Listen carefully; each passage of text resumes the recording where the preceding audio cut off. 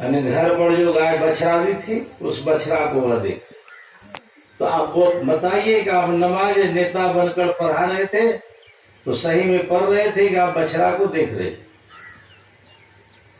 काजी और कुछ नहीं बोल पाया शर्म से।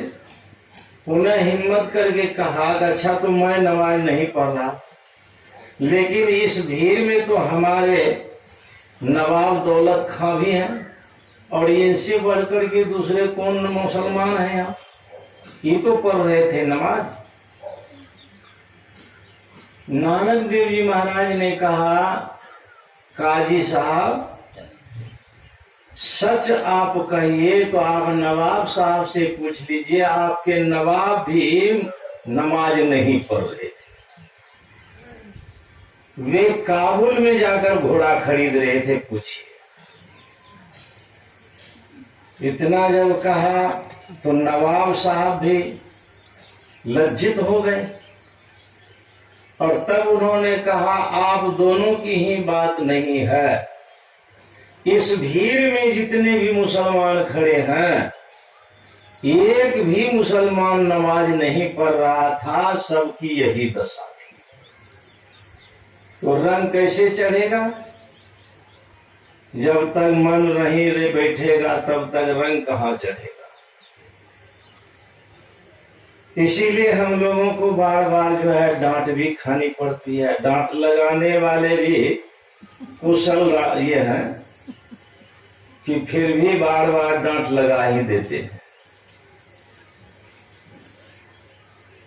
तो प्रथम भक्ति संतन कर संगा, संतों का संग होना, मन को संसार से हटा करके और उनके संग में लगा कर रखना उचित है।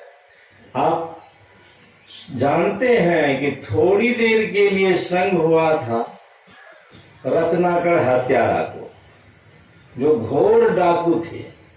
परिवर्तन कितना हुआ? थोड़ी देर के संग से रत्नाकर हत्यारा जैसे डाकू वही जो है आदि कवि कहलाए, सबसे प्रथम कवि कहलाए। और रामा अवतार होने के पहले ही रामचरित वाल्मीकि रामायण की रचना उन्होंने की। जिस डाकू ने कहा जाता है कि 7 बैलगाड़ियों पर जनेऊ लादा गया था, इतने व्यक्तियों की हत्या उन्होंने की थी, मात्र यज्ञोपवित संस्कार वाले।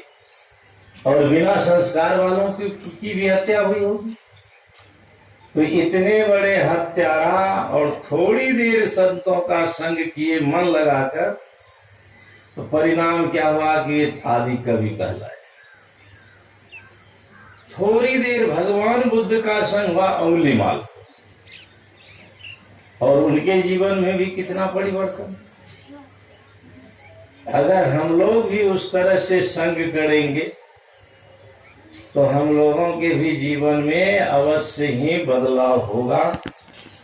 इसीलिए संग करना चाहिए। दूसरी रतिमम कथा प्रसंगा, भगवान कह रहे हैं कि दूसरी रति यानी प्रेम चाहिए, सत्संग में प्रेम चाहिए।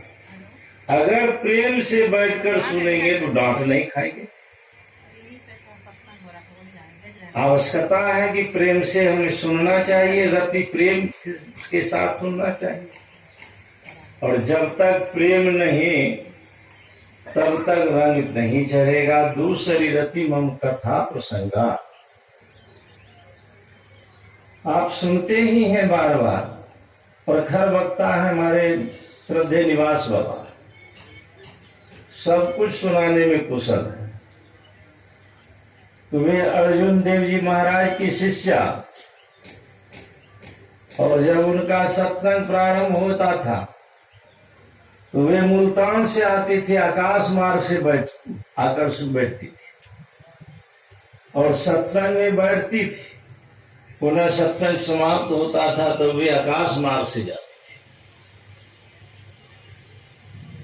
तो वे कितना एकाग्र मन से सुनती थी। रहने वाले कहाँ, और सत्संग सुनने के लिए कहाँ आ रही है और उनकी दृष्टि कैसी है। वहां से वे देख रही है कि अब हमारे गुरु महाराज जी का सत्संग प्रारंभ हो रहा है और आकाश मार्ग से आने जाने में जो भी गति वह होती है, उनके लिए कोई अवरोध नहीं होता है और उनको पहुंचने में भी कोई देर नहीं होती है। श्यामाचरण लाहौरी के लिए तो 1 घंटा के लिए बंद किया था, सुना हो, ये कोठली में इंग्लैंड चले गए। चूंकि अंग्रेज की पत्नी का पत्र आया था, जो अफसर थे, और उन अपने अफसर को देख करके, उनके मन को देखकर इन्होंने पूछा कि आज लगता है कि आप कुछ चिंतित हैं। कहा हाँ चिंतित हूं, मुझे लगता है कि मेरी पत्नी अब जीवित नहीं होगी, मर गई होगी, यही चिंता है। क्योंकि पत्र आया है, वे पत्र लिखी है कि मैं सख्त बीमार हूं। तो जब सख्त बीमार थी तो पत्र आने में इतना दिन लगा, शायद वह जीवित अब नहीं होगी। तो लाहिरी साहब ने कहा महाराज 1 घंटा के लिए कोठरी में मुझे बंद कर दीजिए और मैं आपको सही जानकारी दे दूंगा। 1 घंटा के लिए उनको बंद किया, कहा 1 घंटा पक्का हो जाएगा तो आप कोठली खोल दें। और 1 घंटा में जब कोठली खोल दी गई, श्यामाचरण लाहिरी जी महाराज आए, उनकी पत्नी से लिखा करके पत्र लाए और वह पत्र साहब के हाथ में देते हुए कहने लग गए कि महाशय ये आपकी धर्मपत्नी का पत्र है, आप यह पत्र। उसमें वह लिखी कि मैं अब बिल्कुल स्वस्थ हो गई हूं और बहुत जल्दी मैं भारत आ रही हूं आपसे मिलने के लिए। तो इंग्लैंड कहाँ, भारत कहाँ, आने जाने में कितना समय लगेगा। आज के कुछ भी अगर यान है, वैज्ञानिकों का जो भी कुछ आविष्कार है, उससे अगर जाना आना करेंगे तो कितना समय लगेगा। और वहां जाकर पत्र लिखाने में ऐसा नहीं है कि 1 मिनट में पत्र लिख दी, पत्र लिखने में भी तो बहुत समय लगा, बातचीत भी उनसे हुई।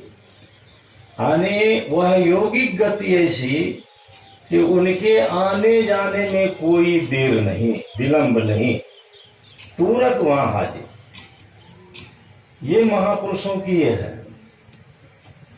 गरीबदास जी महाराज जो पंजाब में रहने वाले थे, और इलाहाबाद के बगल की एक लड़की, उस समय जो बादशाह थे 1814 ईस्वी में, बादशाह बहुत ही विलासी थे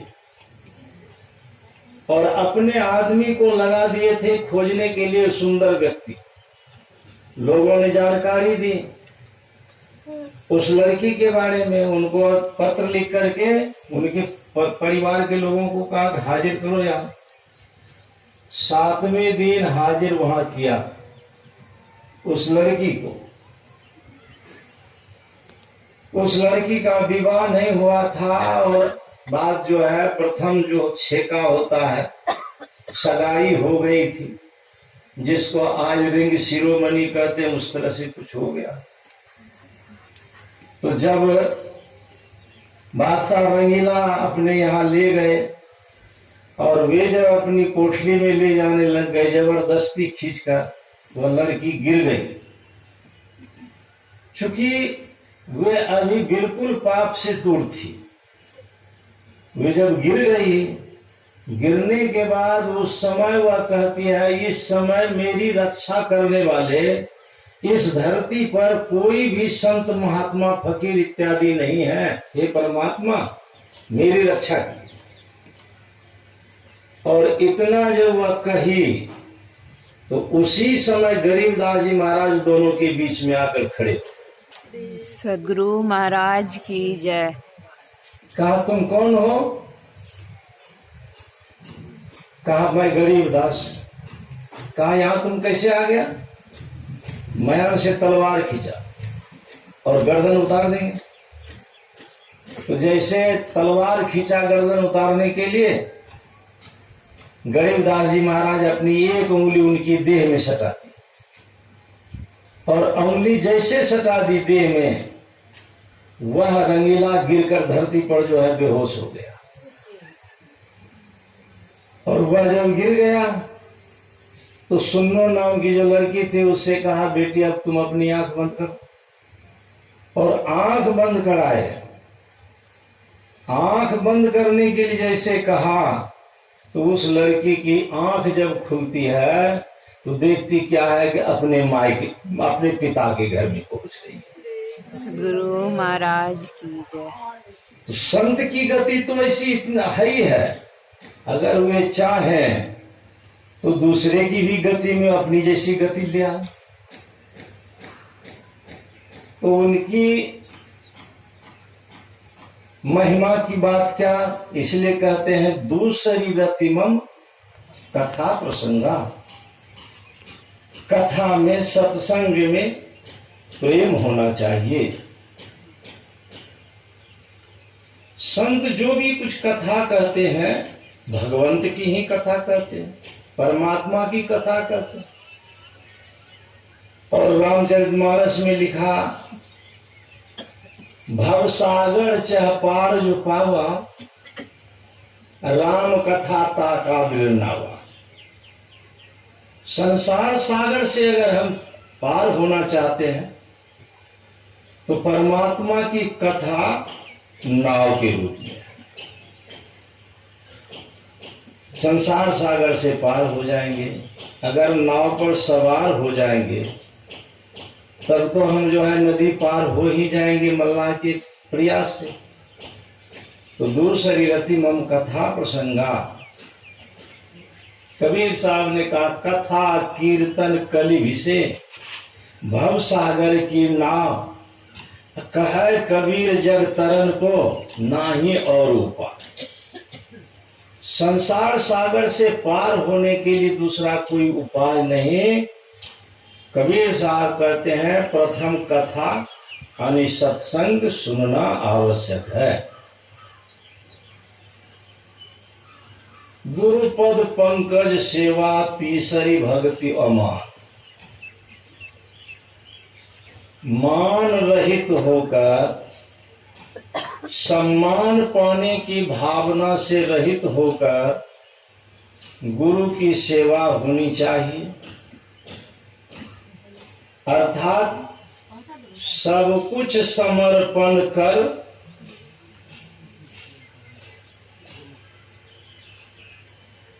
पाखंड यरो अहंकार तजी, निष्कपट हो यरो दीन हो, सब कुछ समर्पण कर गुरु की सेवा करनी चाहिए। अगर इस तरह से करते हैं, अपने आप में कोई अहम नहीं है, पाखंड नहीं रखते हैं, निष्कपट हैं, बिल्कुल निश्चल हैं और मन में दीनता है, हाँ, मन में अहंकार नहीं है, इस तरह से रहकर अगर सेवा करते हैं तो इस सेवा को गुरु महाराज आपकी सेवा को जानते हैं। शिष्य की सेवा को, उनकी भावना को, उनके सोच को वे सब कुछ जानते हैं, देखते हैं। अगर इस भाव से सेवा करेंगे तब बस उनकी कृपा होती रहेगी। निष्कपट होकर उनकी सेवा। तीसरी भक्ति अमान। चौथी भक्ति मम गुण गण करहि कपट तज गान। भगवान कहते हैं मेरे गुणों का गान करना, यह चौथी भक्ति है। करहि कपट तज गान, निष्कपट होकर। रामचरितमानस के उत्तर कांड में काघुसुंडी नहीं, शिव जी के भक्त के बारे में सुना रहे थे। क्या नाम था? नहीं, शिव काघुसुंडी नहीं है। उत्तरकांड में जो है गुरु ने जो उनको गुरु उपदेश दे रहे थे, शिक्षा दे रहे थे,